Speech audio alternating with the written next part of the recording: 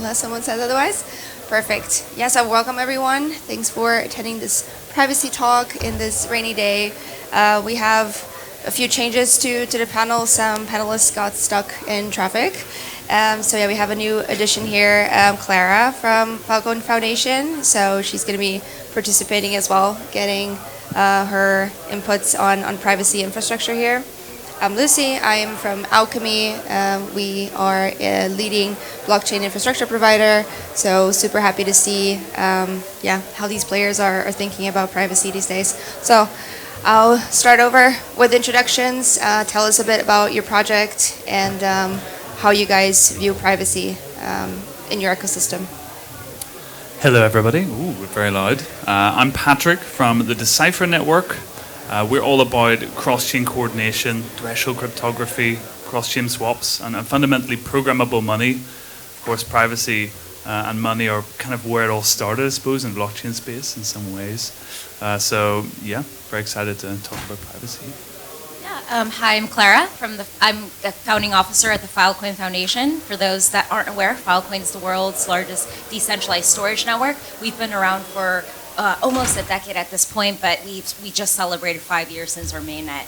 And privacy is really important to our ecosystem because a lot of people want to be able to make sure that they can access the files and that they're not necessarily weaponized or used by big tech today to be misused for AI training models or what else out there. And sometimes those terms of service are really, really vague or intentionally vague for malicious purposes.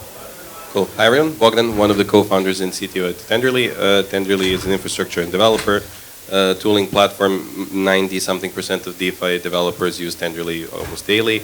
We have existed for 8 years. Our head of customer success told me I need to mention this every time. Existed for 8 years. That and why I'm on this particular panel. We don't have a privacy product, but a lot of our customers are working on all of these privacy things. So I have like bird's eye view of how other people are looking at privacy, especially because we are as centralized of a company as they get.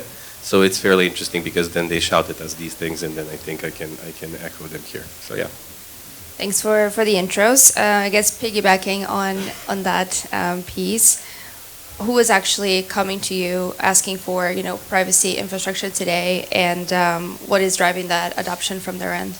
Sure. I think there's a couple of things. So you have the Web3 native people, and then you have let's say we call them Web2 crossover companies that are coming now. Everybody wants the same thing, but for different reasons. And then the question is, depending on the pain that they're feeling, how happy they are to sacrifice privacy to achieve something. Web3 native people do it because of the ethos. I think all of us came into this space because the government shouldn't know if I'm sending my mom money and why am I sending her how much, etc. So we have that ethos variant, and then the Web2 crossover companies have all of the compliance reasons for XYZ amount of money or millions and billions of dollars I would have to pay in fees if something gets disclosed in some way. Most people, how we see, I mean, your question was for what they explicitly come to us. It's fairly interesting now because the more we make stuff private, especially when you look at fully private things that cannot be in any way, shape or form be decrypted or saw with a viewing key for partially confidential transactions, etc. Developer tooling as a topic becomes very interesting because you don't necessarily even know if something went wrong and you cannot look into it. So most of the conversations we're having right now, especially with the Web2 crossover companies, is how can we give them all of the tools that we provide without us knowing what we're providing the tools for. If that makes That's an interesting one. This was grammatically correct and sounded like an aneurysm, but sorry. Yeah, no. Yeah, I mean, it's funny because you do need to build for that, right? But you don't necessarily, know what you're building for. So it's a tricky way to build. What about you, Clara? Yeah, we have a lot of privacy activists in our user base, and I think one of the big things that I was just talking about before this panel is a lot of the early values of the cypherpunk movement, and what really brought early crypto tech to exist in the first place was really a value system of how can we do better with the web that today is dominated by monopolies. One of my favorite use cases for people that use Filecoin and IPFS today are human rights or internet activists that might be reporting on autocracies happening in their countries, and they have nowhere to send it because they're afraid that they might be targeted or the government might go after them. And so we've worked with anywhere from journalists in war zones all the way to organizations like Freedom of the Press Foundation, McClurg, to make sure that journalists can upload their files to a secure file system and be able to send sensitive information in a way where the government can't track, trace, or take down the web. And I think that's why decentralization, starting at the infrastructure and data level, is so important, because you really don't have to think about these issues until you get targeted. And that's something that we care deeply about. I think the other side of privacy is obviously, I'm going to paint a picture of the world maybe 5 to 10 years from now. We might have robots that are helping us in our households. And these might have camera systems that are documenting every part of your day. They might be using that to improve the AI systems they're using, right? And you may not want all of that data to be owned by the company that is selling you that robot. But at some point, you become tethered and dependent on it. And that's something that we're already seeing in our smartphone addiction of data loss on your cell phones. Today, if I were to throw your cell phone in the pouring rain outside, you would probably kill me if you didn't back up that data. Because previously, maybe 30 or 40 years ago, data in the cloud was not important, but today so many people are tethered to it. And this is something that we want to make sure really comes back to ownership at the owner level, instead of something where every month I'm basically beholden to Apple to pay an additional fee for storage. Otherwise, I might lose all my data, right? And this is something that is really interesting for our user base, for people that recognize that, unfortunately, these systems, we've become so dependent to them over time. There's massive egress fees that you have to take to migrate it. And then sometimes you don't even have control over how that data is being farmed by the large companies that own them. So it's definitely a huge part of our ethos. Patrick? So fundamentally, conditional privacy is one of the main technologies we work on, which sounds, I think, like a dirty word to a lot of people. And I'll get to the dirty side of it later on. But I think the two axes mainly are who can access my data. So we're all about threshold cryptography, which is in essence sharing keys between a committee of people that you wish to be able to act together to do things on your behalf, such as decrypt the data, such as pretend to be you potentially. So that's about who you're giving privacy to, electing a committee to do things on your behalf. The other side is conditions for which your privacy gets revealed. There's actually a lot of legitimate use cases for that. For example, maybe I want to make an encrypted order in the DeFi order book, and I only want to be decrypted when certain circumstances have been met, like an asset hits a price, or the sky is blue, or something even more elaborate. Most of the team at Randamu, Decipher Network, actually worked in CBDC in the past, which might be an even dirtier word than conditional privacy, I think. We eventually realized that for many reasons CBDC is a terrible idea. For those not familiar, it's central bank digital currency. One of the big requests our employer at the time had from interesting governments were, how can we want our citizens to have privacy whenever it's convenient for us, but maybe not when it's convenient for them. And yeah, I think there were moral quandaries abound every time we did basically anything for any of these governments potentially. So I guess it's how do we protect users and give them the agency over their own privacy, and make it a set of knobs that they can tune to achieve the convenience to privacy spectrum that they would like to achieve. What has been the biggest challenge in building? I guess not knowing necessarily what they're building for is a big one. But yeah, for you two, what has been a big challenge for building the technology behind it, and also to drive adoption? Are we missing any specific economic models, or just different incentives for the builders to join and drive more adoption? I think in our space, the theory of the technology is kind of old. Like, it's been around for 20 years, but it's not hit production for a lot of use cases yet.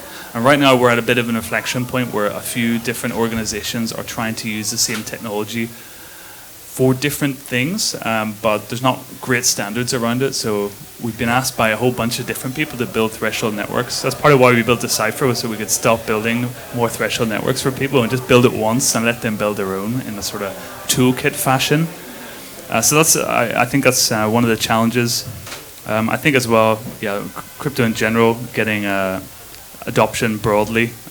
Everyone seems to be going in different directions and not always aware of what the other people are doing, and it's very hard to gain awareness and gain adoption from the right folk. Do you see any, not easy fix, of course, but, any incentive models that, we could offer as an ecosystem for people to go towards more privacy-based applications or chains? Yeah, I don't know about incentive models. I mean, obviously everybody loves a good token occasionally. Everyone in the ecosystem loves a good grant, but I'm not sure if these actually work in practice. Like, they work for a while until the grants run out and the token stops booming. On the other side, the traditional side, there's standards agencies like NIST who are coming up with standards for things to try and make everything a bit more interoperable. But invariably, there are people making standards and not people making products. So there's often a mismatch between how they view what should be built and how people building products view things should be built. So I think there's a natural tension, right? And the users, of course, yeah. So no, I don't see an obvious fix for these, but it's one of these things we just need to get through as a community, and eventually a killer product can change everything. Maybe a little bit similar to bad guy Google back when they were good guy Google. I think in the browser wars, everyone knew Internet Explorer was shit, and Chrome came along and just broke all the standards but did a good job. So eventually everybody switched to Chrome, and now we're in a world where there are multiple browsers and multiple standards, and it's all kind of works. So maybe we'll have our Chrome product at some point in the future. Time and word of mouth. Well, I think you meant to say Firefox, because if you care about privacy, you probably use Firefox over Chrome. Is not anymore. Mozilla have ruined my patience. I've switched to Helium now, which is a de-Googled Chrome that comes privacy features built in. So I don't get paid by them, but I'm shilling them because I like them. So Helium.build, I think. Check it out. Yeah, and I think there's a couple of other startups like Puma is doing Puma Browser, right? So. But yeah, I think unfortunately with privacy, you have to really define it to the users, like Patrick had said. And I think there's also kind of a paradox, because when you want to build a better product for its users, and that user wants to maintain, their certain value of privacy, it's the same challenge that comes with a lot of KYC still being needed in DeFi today, or even traditional exchanges. You still have to find a way to verify someone's identity while not exposing particular information about them. And I think that's, this is the challenge, because in order to get to scale and also mainstream adoption, you kind of have to be able to dance in a delicate lane of both. For us, we're obviously really passionate about as much information that should be public being open and transparent, but we also want to make sure that people have access to the frameworks that different systems are operating by. So one of the things that's really great about our ecosystem right now is we're really thinking hard about different access controls for decentralized storage, which historically has also been challenging, because it's not easy to think about a secure cloud while doing everything decentralized. And we're very much building that in our roadmap. We also have a lot of storage providers and on-ramps that are able to encrypt and secure data. And so for us, it's really giving users the choice of their entire storage stack, what areas they want private, what areas they want public, what areas they want everyone to access, and especially, this is the most important part, how to make sure that you can actually verify changes to that piece of content over time, because we're entering an age where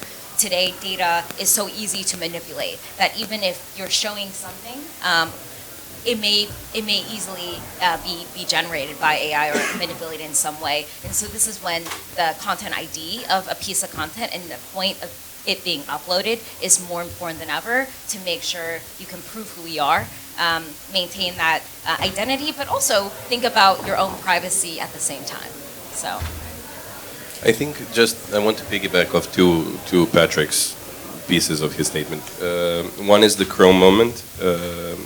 I think the Chrome moment can go two ways in our space, and I think it inevitably will go one in two ways. I think one is more likely. One is Tempo or Arc or whoever is right. They do private transactions, and that's like multi-billion-dollar company made it happen. That's one, and I think that's the shorter term more likely. midterm one is having something similar to LimeWire or something else from before. Why? Because I can remember, but preparing for this panel, there is a term, very defined law term in American law, but if you have a piece of tech, what percentage, which is qualitative, by the way, this isn't defined directly, which percentage of all of the usage, if it's malicious, then you say the whole thing is illegal, versus you still keep the tech because the tech is useful. Now, it's interesting because if I recall, Al Gore is called the father of the internet because I was like, I don't care about this, let them do whatever they want. I think it was Al Gore, if I recall. You're going to turn the internet off, right? Yeah, but for LimeWire, it was this interesting thing where they were like, how many people pirate songs here? And they were trying to make an argument like 20% of people only pirate songs, which is actually true for some reason. When you look at the analytics, how LimeWire died, by the way, is when they looked at the website, they said you can get free songs here or something dumb. So this was actually how. But for the privacy moment, like if enough people start using it and we can somehow prove that not 90% of it is to like fund terrorists, but actually like 5% is to fund whatever, and then 90, no, it's very weird to say this stuff on camera, but like 95% is actually regular people transacting with each other. I think this is the moment where in front of the Supreme Court or whoever, objectively everybody will follow the US, how we have our Trojan horse that happened. But there, for that to be likely, we need to move so fast and make something so viral that it cannot be ignored. So that, and then the second part is, interoperability. I think it's very important because already transacting across multiple chains, even with the bridging and chain abstraction, everything is still abysmal for a Web2 person.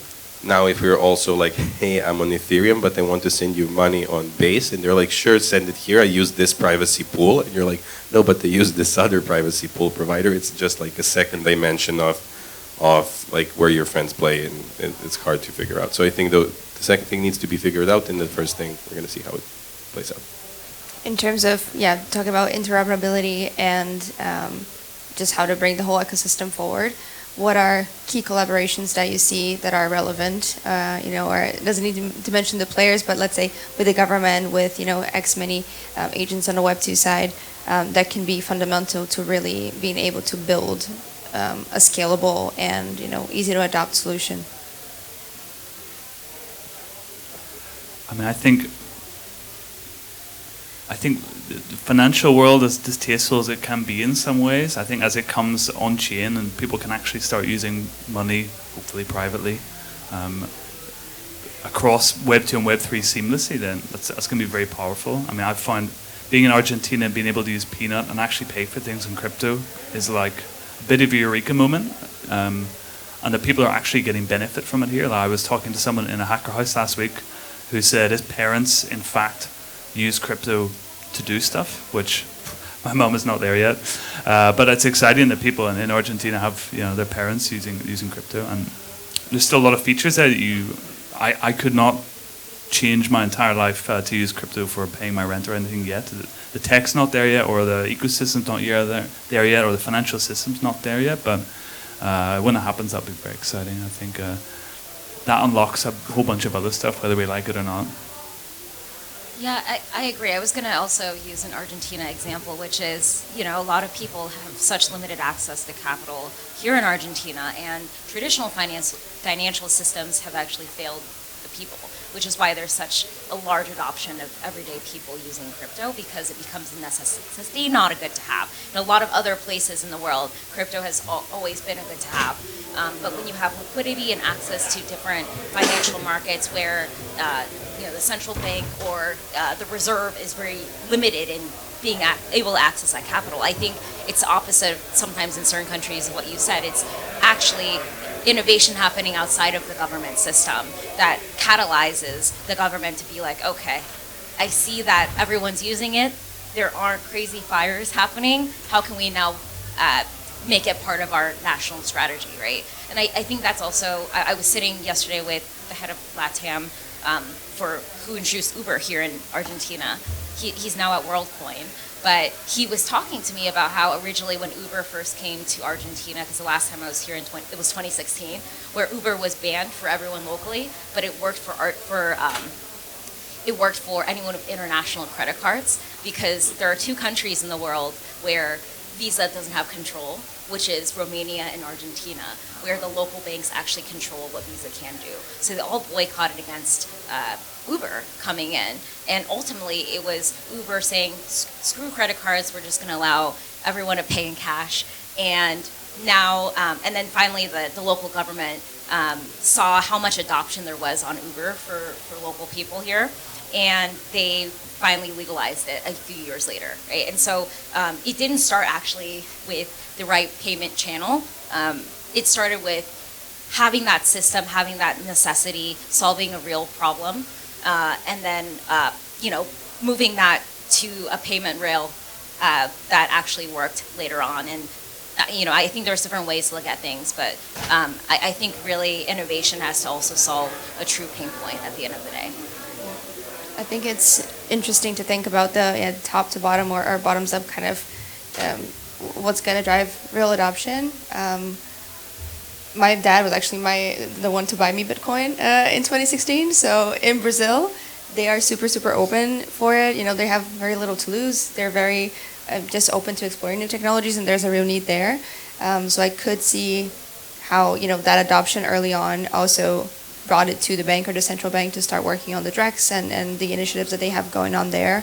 And now we are working with a bunch of the Brazilian banks as well that are doing something with Bitcoin or something, with crypto or in the blockchain in general. So I do feel like there's places where there's going to be like a bottoms up thing, but a lot of places you'll have to do more like a top down situation if the population itself is not really open, I guess, to trying out new technologies. How do you see that? I think, because the original conversation is like which collaborations need to happen, I think that we're going to see across the world a few jurisdictions that are going to experiment. If we recall, do you remember Estonia? I think it was also mentioned, Vitalik, I think, mentioned it or whatever, but I think it was a good example of, hey, there's 1.2 million of us, how do we make our country relevant? By the way, I come from a small country, so I can say this, but like technically it's that, and like, okay, let's our thing be e-residency. So my assumption is what's going to happen is we're going to have small jurisdiction, I don't know, Luxembourg, Liechtenstein, whatever. Fairly certain it's not going to be Germany or anything in the DACH region, but where they're going to be like, yes, come here, you can do privacy, and then everybody else is just going to watch it on the world stage unfold and see how it happens. And then all of the collaborations that happen are going to happen there. I think there was someone with shilling Paraguay on their T-shirt here as like some kind of come here, crypto's tax free, get your Lambo. No, but it's similar. Yeah, but it's similar to how people from our space seek out places that have zero or like lower taxes of crypto. Similarly, you will have a place for people who seek privacy-preserving transactions. Now, again, when you talk about second-order effects, it's interesting how those constituents would look like, or what's the distribution of people's morals in that place, because I think that as humans, like, we also need a level of control from everyone to behave nicely. But I honestly believe we're going to have a few jurisdictions, and it's going to be interesting because then you're going to be able to transact between these jurisdictions. We're going to see for the first time how it looks like, hey, in this jurisdiction, the government can see the transaction, but no one else can. Or, hey, in this jurisdiction, it's not the government, but it can be like a separate entity from the government that looks. And then in this one, everything is private, and we're going to see how, like, who was right there, and that's it. Do you see a big difference, in jurisdictions or different countries? When it comes to privacy, if they care more about it or less? My personal experience living in Germany for 5 years is like everyone's ultra private about everything. They don't want their data to be anywhere. In Brazil, no one cares. They put all their data everywhere. They don't care. So, do you see a big difference in demand to your products? Yeah, I think it's a scale of problems. Like if you're starving, probably privacy. And I'm not saying Brazil's starving, but in principle, if you're starving, probably privacy is not top of the list. And obviously, if most things are good, then maybe privacy is a bit higher. Maybe at a macro level, some countries rely on other countries and get cajoled into giving up privacy. So I'm based in Switzerland, and Swiss banking used to be renowned for being private, and you might not know, but actually it's not private at all anymore. Switzerland was cajoled into giving up all the info, as it were, to the United States. Yeah. So. Yeah, I do think that at the end of the day, you go first, sorry. I'll get. Can you repeat the question? This is why I told her No, to it was answer. just- I hesitate, I was like, what was the No, question? sorry, just about countries, if you see any difference. Thank you. Yeah, Okay. I in the remember- importance of privacy. I remember what I wanted to say. Personal data is a new concept. What do you mean by personal data? Of course, we all had our, like, I don't know, date of birth, social security number, my family photos of like when I was a kid. Like of course I don't want everyone to see that, etc. But like generating this amount of personal data is literally a concept less than 30 years old for most of the people, less than 15 years old for most people. And then I think if you look at how people look at privacy in different countries, I think it's very much how much private they are in their own life, and they're just transferred there. I've never been to Brazil, but I would guess people are much more open to meeting people, etc. I've been to Germany multiple times. I fully understand why they're very private about their stuff. And I think that's how we're playing it out now, because it's like more of a personality type thing happening in the jurisdiction than anything else. Because at the end, people pass legislations, these people are private or not private, so this is why they think they need privacy or they don't need privacy. So that's my message. Yeah, I was thinking this and then I blanked when you called on me, but I do think that it sometimes crosses my mind whether privacy needs its own Cambridge Analytica moment, especially in the Web 2 world, for Web 3 to really become a place where most people turn to. Sometimes, unfortunately, these kind of technologies come into need when people have these chaotic realizations. And I think a lot of times you can, for example, survey some people in China where they're under a pretty deep surveillance state of being watched, and that's their everyday life. So it's basically almost public by default in their opinion of how they, what they think, what they say. Everything is pretty centralized in what the government knows about them. Obviously, a lot of countries might also come from places where they might have situations happen in their history where there have been infringements on what they consider to be their First Amendment rights. And therefore, citizens are a lot more protective about wanting those privacy tools because they have felt like that line has been crossed in the past. So I do think that privacy is not just, hey, this country is X or Y or Z. I think it also comes from moments of catastrophes or moments of unfortunate circumstances where people really understand the need for their information to be more private. I live in Miami where there's influencers who are documenting their life every single day. And sometimes they deal with being stalked or their accounts being hacked, right? Like all these things that the more public you are, the more vulnerable you are. And sometimes people love it because that's a monetization path for their careers. Yeah. So.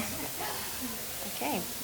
But going back into the building part of it, what advice do you guys have for builders that might want to start building around the privacy stack? What are the things to look into? What are the biggest challenges that you can tell them? Maybe give an advice to not face those when building. I think you've got to start with the user. Like, even all the fanciest tech in the world could be destroyed by a bit of FUD on Twitter. So if people think you're not legitimate or not being honest in what you do, no technology is going to solve that. Equally, if your product sucks, even if it's private, you're doomed. So you've got to manage that balance with care. It's not easy. Yeah, I think the Web3 Privacy Coalition, they had a really amazing poster during the Cypherpunk Congress earlier this week, which it showed everyone's privacy stack.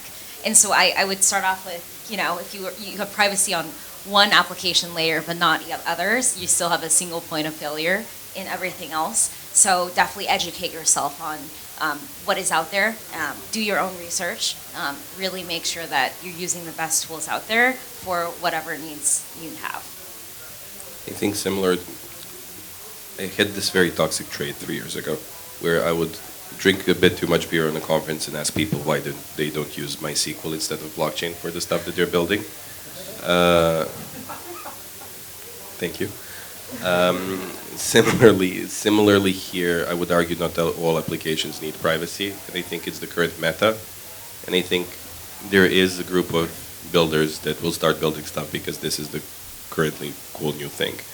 I think people need to realize that if you're really going deep down this rabbit hole and you're bringing value, you can be arrested, you can be coerced, like a bunch of stuff can happen. So if you truly believe that and you're ready to show it, then definitely do something. But on a more lighter note, I think it's defining if you wanted to work on the infra part of the stack or of the application one. If you're very good at math and all of the other stuff, then definitely go start working on zero knowledge proofs or NCP or whatever. If you're doing applications, again, only if you naturally came to a conclusion you need privacy here, not that you're building a privacy application, then look into T's, ZK, MCP I think is still not ready, to be completely honest, for all of the privacy. Yes, for co-signing and everything else, but for like actual computation, not so much. Look into it and then start making fun stuff and hopefully make the viral thing that everybody's going to be using. But we need the polymarket moment for privacy. I honestly believe that. Okay, thank you so much. I think we're out of time. Yeah, thank you for your participation, for your insights, and yeah, happy to have a chat with anyone outside as well. Thank you.